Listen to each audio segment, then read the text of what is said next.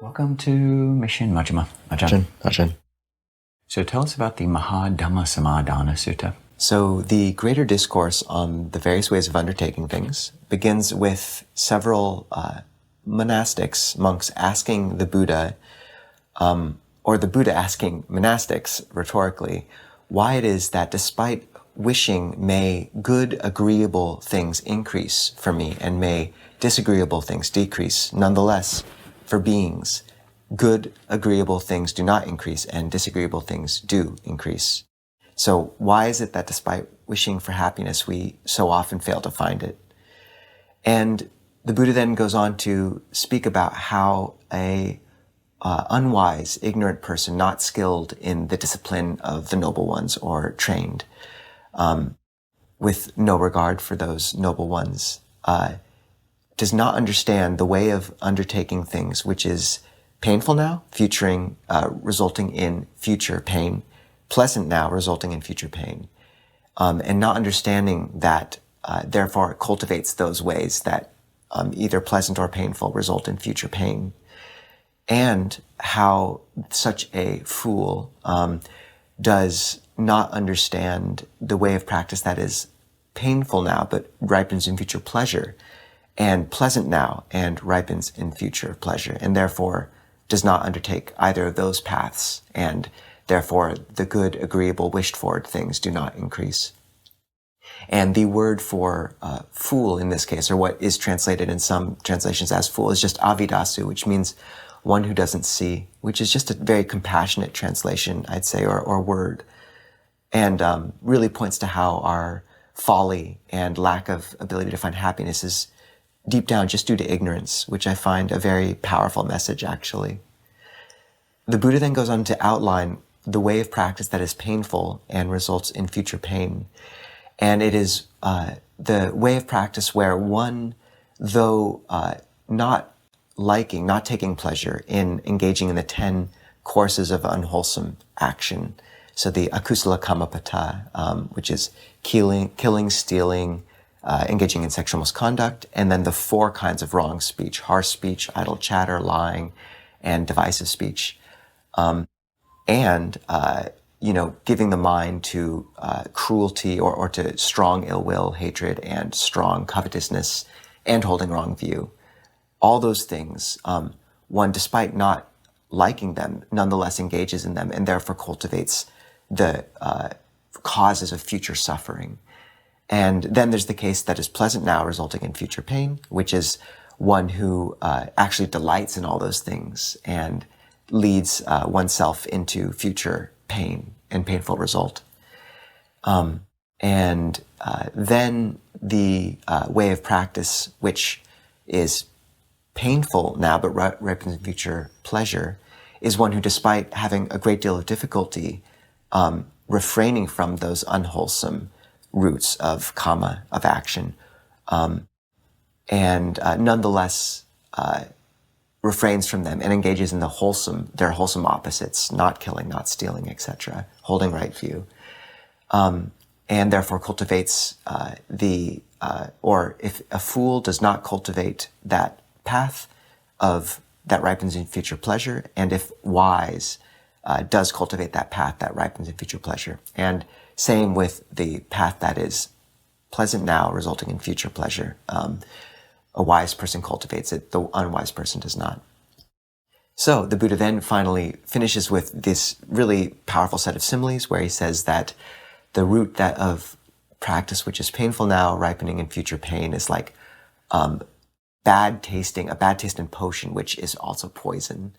The root of practice which is pleasant now, ripening in future pain, is a nice tasting drink, but which is poisoned. And the path of practice which is pleasant now, or painful now, ripening in future pleasure, is medicine, basically, bad tasting medicine. I think it's fermented urine, which is a classic in the suttas. And despite it tasting bad, the wise person would drink it for healing. And the path of practice that is pleasant now, ripening in future pleasure, is like a tonic of ghee and honey and all these wholesome medicines of the Buddha's time that leads to healing.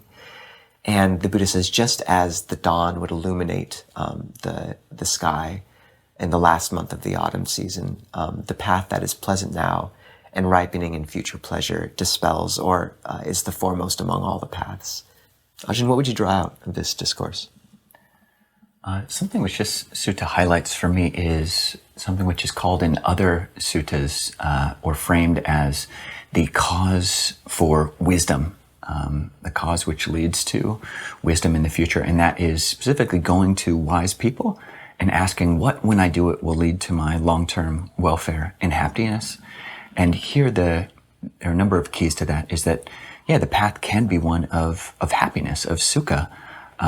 But a key distinction here is this long-term or long-lasting welfare and happiness. And that's important. Like, we have to look not just what's pleasant now, but what will actually be enduringly pleasant into the future. And there are some perhaps counterintuitive insights that the Buddha points to. And specifically, he highlights in this sutta how it's not necessarily the case that each of us will experience performing ethical conduct and refraining from unethical, immoral conduct as universally pleasant. It's that, if we've had bad habits, when we take on, we say, see the detriment in killing. If we've been hunting all our lives and someone tells us and enjoying that based on the camaraderie or whatever it is that we enjoyed about hunting, or sexual misconduct, stealing, lying, all these things, there is a measure of gratification that might come with those immoral actions in the present moment. And when we focused on them, different people at different times can experience pleasure in that which is ultimately unhelpful, unbeneficial. So I really appreciate the Buddha's insight there that, we might struggle as we take on what are good habits, but which immediately don't feel good because we've been of bad habits. So that's helpful, that it's not going to be all, peaches and cream from day one when we take on these things which have not been what we've been used to. Ajahn, what else would you like to draw out from this sutta? I think you pointing to how it's not necessarily the case that each of us will delight in ethical action right from the get-go is important. And to note in the Buddhist path just the ability to change that perception, to really rejoice. And the Buddha talks about silanusati, like recollection of one's virtue, and how you can change your perception of it so that you do delight in those acts where you really recollect the happiness they lead to and see that over time such that the valence changes in the moment. Basically you're changing that tonic of medicine. A spoonful of sugar helps the medicine go down. You're changing the taste and your perception of it. Another thing I think interesting here is just the fact that even though one does not enjoy breaking the precepts, engaging in these unwholesome actions, it still is karma. And there's a key distinction in Buddhism between motivation and intention. If your intention is to kill, to take a life, even if the motivation is a sense of duty, a sense of, you could do something with a great deal of remorse. And even though, the Abhidhamma says joy is a karmic intensifier, so perhaps the karma is mitigated to some extent, it's still karma. And I just find that meaningful because we can be drawn into situations that are very hard to avoid breaking precepts, even if we don't want to be. And to note that from a Buddhist perspective, it's still karma, which is why the precepts not killing and not lying are, regardless of motivation, these very firm boundaries or barriers for us as Buddhists, as practitioners. And then I just love that simile at the end of the dawn, dispelling all paths, because this path is supposed to be one of pleasure and it's supposed to be joyful. And if we can change our perception of that medicine to one of ghee and honey, then what a good thing. So Ajahn, tell us, what is the word of the week? The word of the week is vidavant, which means, and though I'm pronouncing it wrong almost certainly, it means one who sees. And another word for a wise person, it comes from the root vid, which means to see. And it's just a very compassionate way of looking at the parts of us and those people around us who, either engage in wholesome action or don't. It's just from a lack of knowing or knowing. And I find that a good way to look at things. So, all right.